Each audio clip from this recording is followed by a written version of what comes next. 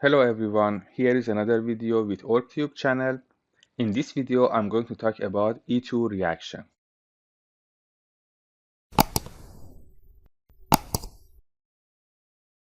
For beginning, let's talk about an alkyl halide. It reacts with alkoxide anion or RO negative. RO negative is a nucleophile. So one possibility for our reaction is oxygen attack to the carbon and expelling bromide. And in this case, we have SN2 reaction. So, and instead of bromide, we have RO negative. But RO negative also has basic property. And the second possibility in this reaction is an acid-base reaction. RO negative can act as a base, take the adjacent hydrogen of halogen, and then electron of CH comes here and cause expelling of bromine. In this case, we have elimination reaction and our product is alkene. These two reactions, they're competing to each other, and it's very important to identify when do we have SN2 and when do we have E2 reaction. For beginning, let's take a look to these anions. All of them, they have basic property. When we have alkyl group on our oxygen, we know alkyl group, they are electron donating. So the methyl group here is donating electron to the oxygen, ethyl as well. Here we have two groups, they can donating electron to the oxygen, and here we have three group, they can donating electron to the oxygen. So from left to right, density of negative charge on oxygen increases, so the basic property increases as well. So this is the theorem for basic property of these anions, and T-butoxide is the strongest base in this series. But let's see what do we have for nucleophilic property of this series.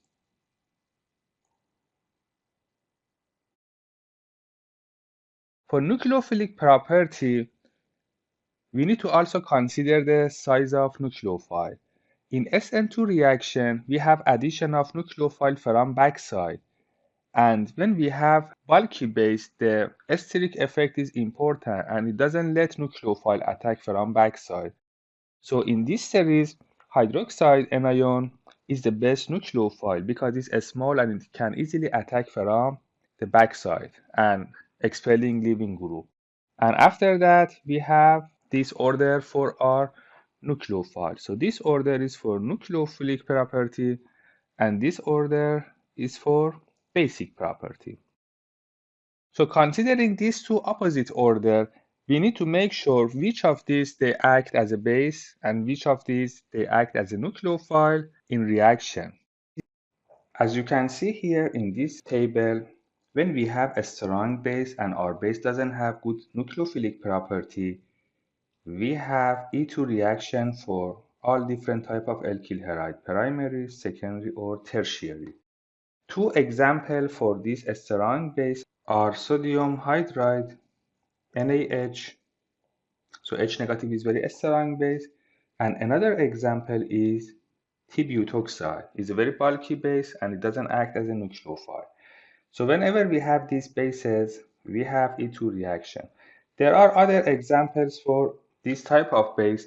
Normally when we have a very bulky bases like this example, 2 and 6 dimethylpyridine, they belong to this first column.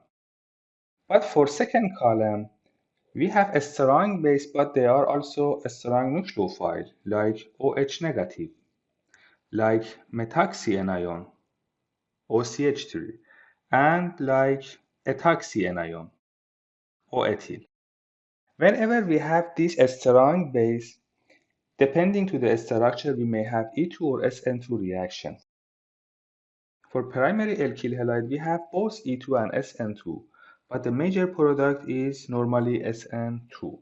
But for secondary alkyl halide, the major product is E2 reaction, and for tertiary, we have only E2. So for this column, if we have primary alkyl halide, we have SN2 reaction, but if we have secondary and tertiary, we have E2 reaction. For third column, when we have a strong nucleophile, but they are weak bases, The example for this column are halide anion, iodide, bromide, chloride, also SH negative and RS negative, and also cyanide and other strong nucleophile. And you see for this strong nucleophile, we have SN2 reaction for primary and secondary, but as you know that there is never ever any SN2 reaction for tertiary alkyl halide. So instead of SN2, we have SN1 reaction.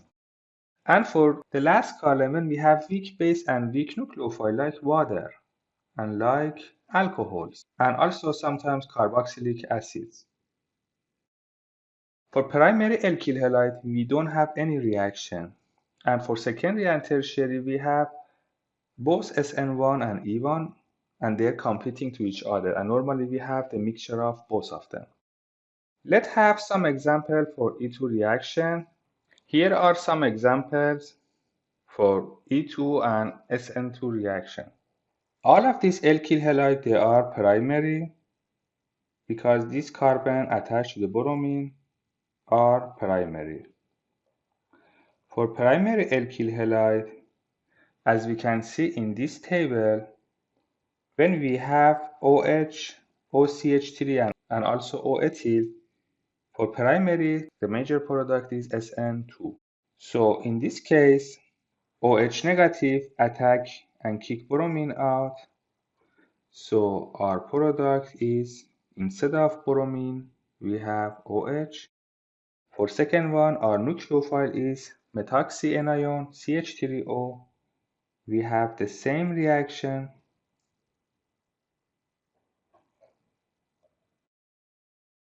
And OCH3. And for the third one, ethoxy anion also is for SN2 reaction for primary. Then we have replacement of bromine by ethoxy anion. So these three reactions, their product are SN2. But for the last one, we have a very bulky base, T-butoxide. The structure for T-butoxide is this one. And instead of having SN2 reaction, we have E2 reaction. For E2 reaction, this anion attack to the adjacent hydrogen on the carbon next to the CBr, and then take this hydrogen and the electron of CH comes here and expelling bromide. So we have a double bond between first and second carbon. And this is our product for this reaction. It is E2 and the other three are SN2 products. This is for primary, but let's see what do we have for secondary and tertiary. In these two examples, we have secondary alkyl halide. These two carbon are secondary. And for secondary, regarding the table, we have E2 reaction for both of these bases. But there are differences in their product. If you take a look to the structure of this alkyl halide, there are two different possibilities for E2 reaction. We can remove the white hydrogen or the yellow hydrogen. If I remove the white hydrogen, then we have double bond between the second and third carbon, and then bromine leave our structure. So here is the product when we have elimination of white hydrogen. But we can also have elimination of yellow hydrogen. This anion can take this hydrogen, then the electron comes here and again kick bromine out of the structure. But in this case, we have double bond between these two carbon. And this is our product. So we have two different products. This alkene is disubstituted. It means there are two alkyl groups attached to the double bond. But this alkyl group, it is monosubstituted and only one group attached to the double bond. The alkene with more substitution is called Zaitsev product. And the alkene with less substitution is called Hofmann. When we have a small base, the basis for second column, it means OH, OCH3, O-methyl and O-ethyl. The major product is always Zaitsev, the alkene with more substitution. But when we have a very bulky base, like T-butoxide, the major product is Hofmann product, the alkene with less substitution. So in first reaction, this is our major product, and in second reaction, this is our major product. Both of these bases, they have E2 reaction, but our major product are different regarding to the size of base. Here are more examples. The first alkyl halide, it is primary. This carbon is primary, and we have a small base. So we don't have E2 reaction for O-ethyl, and instead we have nucleophilic reaction. So here is our first product, and instead of bromine, I should have OCH2CH3. The reason again is because the alkyl halide is primary. This alkyl halide also is primary, but we have a bulky base, and bulky base, they are only performing E2 reaction. So the adjacent hydrogen will be removed by base, and then we have elimination reaction. Then here is the structure for our product, E2 and SN2. But for the third example, we have tertiary alkyl halide. And for tertiary, no matter what is our base, we have E2 reaction. In this alkyl halide, we have two possibilities. We have hydrogen on left and right, both of them they are the same. And also we may have removing of hydrogen on this methyl group. If I remove the white hydrogen, then electrons come here and expelling bromine. So we have this structure for our product. But if we remove the yellow hydrogen, then when the base attacks, these electrons come here and we have expelling of bromide. So the double bond will be on that carbon out of the cyclohexane ring. So we have two products. The first product, if we take a look to the double bond, there are three carbon attaching to this double bond or three alkyl group. So this alkene is teri substituted. But if we take a look to this double bond, there are only two alkyl group attached to this double bond. So it is di-substituted. So the first one, the teri one, it is Zaitsev, and the second one, it is Hofmann. And we know for hydroxy, for methoxy, and for ethoxy, the major product is Zaitsev. If we take a look to the last reaction, we have exactly the same product because we have same alkyl halide, and with T-butoxide, we also have these two products. But in this case, because we have a bulky base, our major product is Hofmann product, and this is our major product.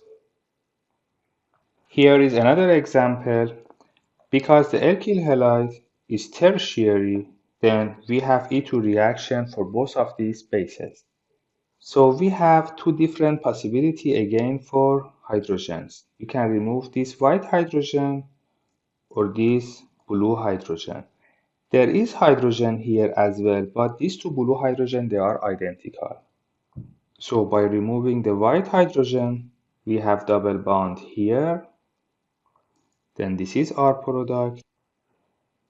And by removing of the blue hydrogen, we have double bond on first and second carbon. And then we have this product. We have the same product for the second reaction. Structure are the same. The first product has three substitution on double bond, and the second product has two substitution on double bond. So the first one is Zaitsev, and the second one is Hofmann. In first reaction for ethoxy, we always have Zaitsev product, and in second one for T-butoxide, we always have Hofmann product as a major product. Here is the next example.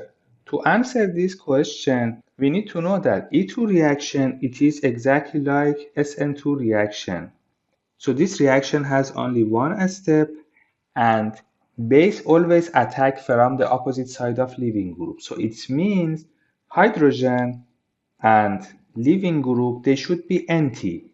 So we're supposed to have hydrogen and leaving group in empty conformer to have E2 reaction. If we take a look to this bromine and this hydrogen, these two, they are not empty, so we cannot have E2 reaction unless we have rotation around this bond and have another conformer of this compound. To do that, I can keep this side unchanged and only rotate this 3 group to switch their position and have hydrogen on empty position regarding the bromine atom. To have E2 reaction, I need to have hydrogen here. So it means I need to move this hydrogen to the top. If I do this, I need to move phenyl group here, and then methyl group should move here. Right now, hydrogen and bromine, they are empty and we can have elimination reaction. By elimination reaction, this anion attack to the hydrogen, then electrons come here and kick bromine out. Then when we draw the structure of alkene, phenyl and ethyl group, they are on the same side, both of them, they are on the right side of this. And then methyl is pointing to the left and hydrogen also pointing to the left of this structure. So we have methyl and hydrogen also on the same side. And this is the structure for our alkene in this reaction. We have the same issue when we have cyclic compound. We need to make sure the hydrogen are empty. Let's have some example for cyclohexane derivatives as well. In cyclohexane, if we want to have empty conformations for hydrogen and leaving group, we need to have the leaving group in axial position. Then we can have a hydrogen in empty position. But if the leaving group is in equatorial position, then we cannot have any empty hydrogen in the cyclohexane ring. None of these 4 hydrogen, the green hydrogen, are empty regarding the bromine. So whenever we want to have elimination reaction, we should have ring flip, and the leaving group should go to the axial positions. Sometimes this ring flip cannot happen because of the very large group like T-butyl on cyclohexane. But most of the time we can have this ring flip and elimination can happen. Let's have some example. Here are 2 examples. These examples, because we have a small groups like methyl group, there is no problem for ring flip. And we don't need to draw the chair conformers. We need to take a look to the bromine. Bromine, it is in the back, so empty hydrogen, they should be in the front on opposite side of bromine. So here we have 1 hydrogen in the front and 1 hydrogen in the back of molecule. But on the left side of the bromine, this hydrogen, it is in the back. So only blue hydrogen, it is on the right position. So we cannot have elimination by removing of white or green hydrogen. For this reason, our product has a double bond on this carbon and blue hydrogen removing during this reaction. So this is our product here. If we take a look to the second example, we can see that both of these hydrogen, they are on the same side of bromine. So we don't have any anti-hydrogen. So we don't have any reaction. Here is another example. It seems we have anti-hydrogen on both sides of the bromine, then we should easily have elimination reaction. But we don't. And the reason is if I draw the chair conformer of this structure. On 1 and 4 we have trans group. So when we have 1 and 4 trans group, we have 2 conformer. Equatorial and axial. For sure, for equatorial, we cannot have elimination reaction because bromine should be in axial position. And when we have axial position, this conformer is very unstable and we cannot have this conformer because we have a very huge, a giant group on axial position, and this conformer is almost impossible. So T-butyl group is one of the group on cyclohexane that cannot be in axial position, and because this conformer cannot be exist, then we don't have any elimination reaction. Thank you for watching this video. To watching more video, please subscribe to our YouTube channel.